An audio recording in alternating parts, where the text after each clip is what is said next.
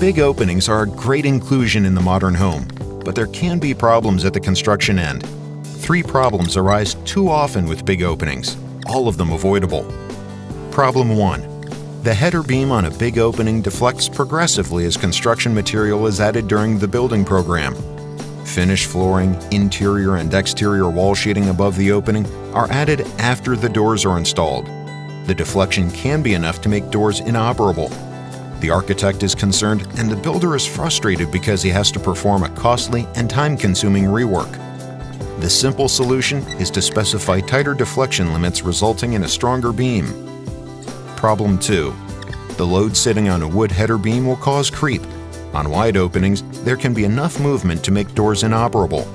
The homeowner calls the builder to get it fixed, but if you eventually run out of adjustment, the real fix is major and expensive, and by this time, your client is not so sure they want to recommend you to their friends.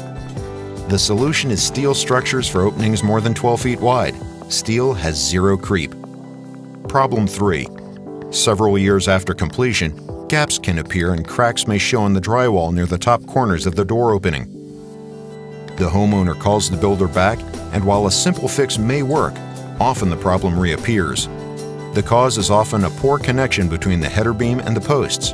Twisting loads from wind loads or door operation cause the beam to move inside the wall. The solution is to run the posts full height, from floor structure to ceiling diaphragm, firmly securing the header beam to the post at both top and bottom edges to eliminate localized movement.